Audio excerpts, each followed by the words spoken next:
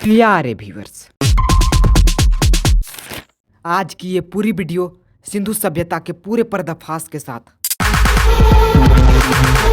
British empire के time जब भारत पर ईस्ट इंडिया कंपनी अपना अड्डा जमा के बैठी हुई थी, तब टाइम था 1826 ईस्वी। सेम टाइम मुगल साइड से भी अकबर द्वितीय नाम से राजा का शासन का परचम लहर रहा था, लेकिन केवल नाम का। असल में देखा जाए तो मुगल सम्राट ईस्ट इंडिया कंपनी के गुलामी के रूप में अपना शासन व्यवस्था चला रहे थे।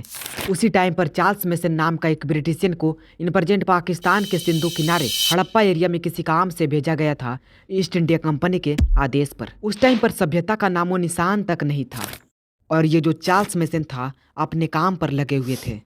कुछ टाइम बाद एक दिन ऐसा हुआ कि मेसन को नई बात एक नोटिस हुआ। मेसन ने देख रहे थे कि यहाँ के अगल बगल के लोग धरती से खोद कर ईंटें निकाल रहे थे, और जब पास जाकर देखे तो अजीब सी प्राचीन सामग्री भी दिखाई पड़ी। देखकर थोड़ा सा आश्चर्य लगा था मेसन को। इसका मोर्चा खोलने के प्रयास में मेसन ने साथ में आए 2-4 व्यक्तियों को बताया भी, लेकिन किसी को इंटरेस्ट नहीं जगा था इसमें। उल्टा मेसन को ही कहने लगे, तुम्हें क्या मतलब है इन सब चीजों से? जो तुम्हें काम मिला है उस पर ध्यान दो। हालांकि बात भी थोड़ी सही थी। उस टाइम पर मेसन को भी लगा था कि कंपनी इसमें इंटरेस्ट भला शायद क्यों लेगी। फालतू का टाइम और पैसा इन्वेस्ट करना, उन्हें तो बस अपने काम और पैसों से मतलब रहता है। ऐसा विचार करके मेसन के साथ आए लोगों ने इस रहस्यमयी बात को वहीं दबा दिया। अकॉर्डिंग टू मी, अगर कंपनी में सच में ये बात फैल जाती और कंपनी के हेड इस बात को जान पाती तो शायद एक्शन ले भी सकती थी, भला ऐसा होता या ना होता। लेकिन इससे पहले ही लोगों ने इस रहस्यमयी बात को दबा दिया। हालांकि लोगों के विचार भी सही रही होगी। किसी भी अनजाने काम में भला कोई कंपनी अपना फालतू का टाइम और पैसा इन्वेस्ट करना क्यों चाहेगी? यहाँ से 26 साल बीत जाने के दौरान भी इस बात को लेकर कोई मोर्चा नहीं खुला था। लेकिन देखा जाए तो सिर्फ एक क्रांति नहीं, पूरे भारतीय सभ्यता के मोर्चा का पर्चा पलट कर रख दिया था। आगे इसी वीडियो में इस मुद्दे पर चर्चा की है।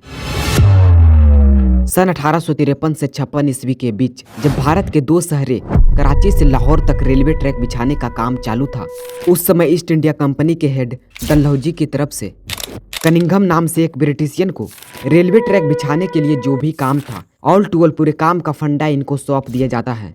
साल 1856 ईस्वी की बात है। कनिंघम के अंडर में काम करने वाले 2 ब्रिटिशियंस बंधु मजदूर ब्रंटन थे। एक का नाम जॉन ब्रंटन और दूसरा विलियम ब्रंटन नाम का था। कि उस समय ढंग के मशीनों की व्यवस्था होना बेहद मुश्किल का दौर था। लगभग सारा काम मजदूरों से ही होना जाना था। एक समय ऐसा आया कि इन दोनों ब्रंटन भाइयों को रेलवे ट्रैक बिछाने के कार्य में थोड़ी बहुत खुदाई के दौरान हड़प्पा नामक स्थल के कुछ अवशेषों की प्राप्ति हुई। इस मुद्दे के मोर्चा का परचम इन्होंने कनिंघम तक लहराया। उस समय कनिंघम को भी लगा क्यों न इस बात के मोर्चा को कंपनी के हेड तक पहुंचाया जाए। लेकिन दूसरी तरफ एक और बात उसके माइंड में घूम रही थी, कहीं अगर ये बात कंपनी के हेड तक चला भी जाए तो कंपनी इस पर शायद कोई एक्शन लेना नहीं चाहेगी। अगर शासन गवर्नमेंट के हाथ में होती तो वहाँ बात अलग थी, लेकिन यहाँ तो प्राइवेट कंपनी के हाथों में है। ऐसा सोचकर कनिंघम ने भी इस रहस्यमयी बात को प्राइवेसी रूप में यहीं दबा दिया। नियर अबाउट इसी टाइम पलटी थी असली खेल का पासा। जब देश में 1857 की क्रांति हुई तो ना मुगल रहा और ना ही ईस्ट इंडिया। इन दोनों का सत्ता खत्म हो चुका था। अब पूरे भारत की राजनीतिक और आर्थिक शक्ति की सत्ता का बागडोर रानी विक्टोरिया के मुट्ठी में थी। कह सकते हो देश में एकदम उथल पुथल आरंभ हो गया था। ईसाई मिशनरियों ने जैसे ही भारत में एंट्री लिया, तेजी से धर्म परिवर्तन होने लगा था। लोगों में असंतोष की भावनाएं फैलने लगी थी। लेकिन जो भी हो, जस्ट इसके साल बाद अंग्रेजों के बीच हुड़दंग मचाने एक फौलाद भी पैदा ले चुका था। बिल्कुल 1869 ईस्वी में फादर ऑफ नेशन के नाम से कहे जाने वाले महात्मा गांधी जी का जन्म हुआ था। इनके पिता करमचंद गांधी और माता पुतलीबाई थी। चाहे वर्ल्ड हिस्ट्री हो या इंडियन हिस्ट्री, पन्नों में गांधी जी का नाम जरूर आता है। बचपन से सत्य और अहिंसा के पुजारी गांधी जी को सदियों तक याद किया जाएगा, क्योंकि ऐसा उन्होंने प्रचंड ही खेले थे अंग्रेजों के खिलाफ। और भी इनके बारे में बताना इस वीडियो के लिए सही नहीं होगा, इसलिए सीधे तौर पर आते हैं असली मुद्दे पर। साल 1861 ईस्वी की बात है, जब अलेक्जेंडर कनिंघम के द्वारा ब्रिटिश सरकार के सहयोग से एक भारतीय पुरातत्व विभाग की स्थापना करी गई थी, जिनका मुख्य उद्देश्य भारत में जहां भी धरती के कोने कोने में प्राचीन सामग्री और वस्तुएं मिले उनका छानबीन करना लाजमी होगा। सन 1872 ईस्वी की दौर में पुरातत्व के पिता कहे जाने वाले कनिंघम संपूर्ण भारत में पुरातत्व से संबंधित खोज करने का निश्चय तो किया, लेकिन कुछ हासिल नहीं कर पाए। फिर यहाँ से 30 सालों बाद सन 1902 ईस्वी को जब भारतीय पुरातत्व विभाग का महानिर्देशक जॉन मार्शल बने और इन्होंने जो काम किया, इतिहास के पन्ने आज इस बात का प्रूफ देती है। आजादी से पहले की इस मैप को ध्यान से देखिए। इसमें भारत के उत्तरी पश्चिमी साइड में एक नदी बहा करती थी जिसका नाम सिंधु है। अभी वर्तमान में ये पाकिस्तान में पड़ती है। साल 1921 ईस्वी की बात है जब मार्शल महोदय इस क्षेत्र में आए थे। तब इसने जो देखे आश्चर्यचकित लगा था देखकर इनको। बाद में यहीं पर शोध करने का निश्चय भी किया। फिर इनके अंडर के वर्कर्स में काबिल भारतीय पढ़े लिखे चतुर व्यक्तियों में राय बहादुर दयाराम साहनी का नाम सबसे ऊपर आता था। इनका नाम वैसे ही बहादुर नहीं था, असल में काबिलियत इनके रगों में बहती थी। तभी तो महोदय मार्शल ने बहादुर साहनी को खुदाई का पूरा काम सैनिक रूप में सौंप दिया था।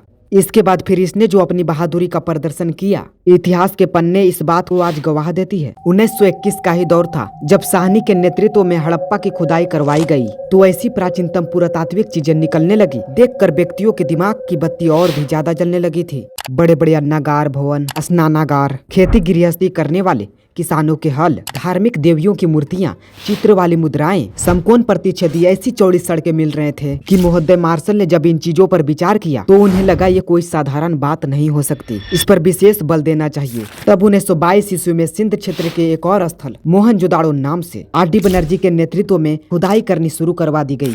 पानी का जहाज, पुजारी का सर, मोहरे तथा हाथी के दांत वाले तराजू, मोम का साचा, विशाल भवनों का साक्ष्य ऐसे मिल रहे थे जैसे कि मानो यहाँ कोई बहुत पहले बड़ी सभ्यता कायम रही होगी। ऐसा लोगों के मन में विचार आया और अब मार्शल महोदय ने भी पूर्ण विचार कर चुके थे। इनके लिए मिले साक्ष्यों को छिपा लेना कोई सहज बात नहीं रह गया था। न्यूज चैनल वाले कभी न कभी तो आ ही जाएंगे। इससे अच्छा पहले ही पूरे विश्व के सामने इन साक्ष्यों को प्रमाणित कर दिया जाए। हिस्टोरियन मार्शल ने इस बात का परचम लहरा दिया। तब 1924 ईस्वी से पूरी दुनिया के सामने ये बात फैल गई। इसी तरह 27 में सूतकांगेडोर, 31 में चन्हुदड़ो और 47 आते आते आजादी के पास लगभग 40 से भी ज्यादा स्थलों की खुदाई कर पता लग चुके थे, जिसमें सारे के सारे कहा जाए तो पाकिस्तानी एरिया में ही थे। आजादी के बाद ऐतिहासिक सरस्वती और आज की घग्गर नदी के तटीय क्षेत्र में ASI की तरफ से राजस्थान, गुजरात, हरियाणा, पंजाब और जम्मू कश्मीर के एरिया में बड़े स्तर पर खुदाई शुरू हुई थी, जिनके बारे में स्टडी करने से पता चलता है कि सिंधु घाटी सभ्यता के more than area present Bharat में ही फैली हुई थी।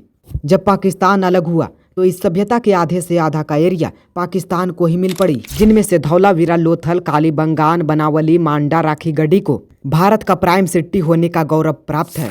सूतकांगेडोर, चन्हुदड़ो, हड़प्पा, मोहनजोदाड़ो इनको पाकिस्तान के प्राइम सिटी में रखे जाते हैं। इनमें से मोहनजोदाड़ो को पाकिस्तान के साथ पूरी सिंधु सभ्यता का भी बिग सिटी माना जाता है। इंडस वैली सिविलाइजेशन पूरे विस्तार से देखा जाए तो भारत और पाकिस्तान में फैली यह सभ्यता पूरब से पश्चिम 1600 किलोमीटर तथा उत्तर से दक्षिण नियर अबाउट 1400 किलोमीटर तक विस्तारित बताई जाती है। यदि इसके एंडिंग पॉइंट की बात करें तो जम्मू कश्मीर में चिनाब नदी के तटीय क्षेत्र उत्तरी सीमा स्थल मांडा से दक्षिणी सीमा स्थल महाराष्ट्र में गोदावरी नदी के तटीय क्षेत्र में बसी दैमाबाद तक विस्तारित बताई जाती है। एक और साइड उत्तर प्रदेश में हिंडन नदी के तटीय क्षेत्र पूर्वी सीमा स्थल आलमगीरपुर से पश्चिमी सीमा स्थल पाकिस्तान के बलूचिस्तान में बसी दास्क नदी के तटीय क्षेत्र में सूतकांगेडोर तक विस्तारित बताई जाती है। इन सबसे दूर हटकर इस प्राचीन सभ्यता के निवासियों के खान पान, रहन सहन, पहनावा, सामाजिक, धार्मिक और नगर नियोजित के साथ इनके तकनीकी और बिजनेस मॉडल की बात रह गई तो पहले बात करते हैं इनके द्वारा खान पान की सिस्टम के बारे में। अगर हिस्टोरियन की माने तो उस समय चावल की खेती बहुत कम मात्रा में करते थे। गेहूं तथा जौ, सब्जियों में मटर इनके मुख्य भोजन होते थे। चूंकि सारे शहर नदी के किनारे बसे थे इसलिए जल की पूर्ति होना तो लाजमी था। हालांकि हर गाँव में एक कुएं बना रखे थे। सिंचाई व्यवस्था इनके कुएं, नहरें एवं तालाबों से होते थे। अगर बात करें रहन सहन और पहनावे की तो कपास की खेती पहले और सर्वाधिक मात्रा में भी उपज इन्हीं लोग करते थे। हालांकि समकालीन सभ्यताएं भी थी जो बहुत कम मात्रा में करते थे, इसलिए कपड़े की कमी होना उस समय तो बनता ही नहीं था। बड़े बड़े उस समय के जो अमीर व्यक्ति थे वे सोने, चांदी, चमकीले पत्थर, सोचो वे लोग इसके आभूषण रूपी उपयोग करते थे। तकनीकी और कला का विकास इनके समाज में ऐसे थे कि सोचकर आश्चर्य लगता है आज की तुलना में। हिस्टोरियन के अकॉर्डिंग जाए तो ये लोग भले अवगत नहीं थे लोहे से, लेकिन तांबा और टीन को मिलाकर कांसा के बर्तन बनाने में काफी एक्सपर्ट होते थे। रसोई घर से लेकर बाथरूम तक सारी व्यवस्थाएं ढंग से कर रखे थे अपने घरों में। बड़े बड़े कमरे और बीच में आंगन हुआ करता था। घर की डिजाइन आज की तुलना में बेहतर सिस्टमेटिक तरीके से बने थे। नाप तोल के लिए गज और बाट का प्रयोग करते थे। हाथी के दांत वाले बने तराजू के लिए सबसे छोटा बाट 0.87 ग्राम का था, जबकि सबसे बड़ा बाट 1375 ग्राम का होता था। रिलीजियस एंड सोशलिस्ट ऐसे ऐसे पुरातात्विक मूर्तियां मिले जो इनके धार्मिक आस्तिकता को स्पष्ट करते हैं। उस समय आज की तुलना में इतने सारे धर्मों के विस्तार नहीं थे। पशुपति शिव जी की चित्र वाली मुद्रा और कई मूर्तियों के प्रमाण मिलने से यह प्रमाणित होता है कि वे लोग केवल सनातन धर्म के प्रति आस्था रखते थे। स्वास्तिक चिन्ह और मातृ देवी की मूर्तियों के प्रमाण से स्पष्ट होता है कि वे लोग देवी और देवताओं की भी पूजा अर्चना करते थे। साथ में वृक्षों में पीपल की भी पूजा करते थे। थोड़ी सी हटकर बात करें तो वे लोग तंत्र मंत्र जादू टोना इत्यादि चीजों में भी विश्वास करते थे। आश्चर्य की बात तो ये लगा कि उस समय की नारियों की इज्जत प्रतिष्ठा, सामाजिक मान सम्मान की कंडीशन इतनी बेहतर थी कि उनके परिवार मातृसत्तात्मक चलती थी। परिवार में महिलाएं ही श्रेष्ठ मानी जाती थी, जबकि आधुनिक दुनिया में किसी पिता के नाम से किसी व्यक्ति की पहचान होती है। अंत्येष्टि कार्यक्रम को सनातन धर्म के 16 संस्कारों में सबसे अंतिम संस्कार होने का दर्जा प्राप्त है। अगर बात करें इंडस वैली सिविलाइजेशन की तो वे लोग उस समय डेड बॉडी का संस्कार 3 तरीके से करते थे। इन तीनों के विश्लेषण में पहला था पूर्ण समाधिकरण। इसके अंतर्गत बिना विचार किए डेड बॉडी को भूमि के नीचे गाड़ दिया जाता था। आधुनिक युग में अगर देखा जाए तो इसका साफ उदाहरण के रूप में इस्लाम धर्म के लोग करते हैं। हालांकि और भी ऐसे कई धर्मों के लोग करते हैं। अब दूसरा है आंशिक समाधिकरण। इसके अंतर्गत पहले डेड बॉडी को पड़ोस में किसी जंगल में जाकर खाली जगहों पर पशु पक्षियों के भोजन के रूप में छोड़ाते थे और बाद में बचे हुए अवशेष को जमीन के अंदर गाड़ देते थे। अब तीसरा और लास्ट कंडीशन जो कि सनातन धर्म से क्लियरली कनेक्टेड थी और वो है दाह कर्म। Of course you know that. इसके अंतर्गत लकड़ियों के सजावट करके डेड बॉडी को अग्नि के हवाले कर देते हैं।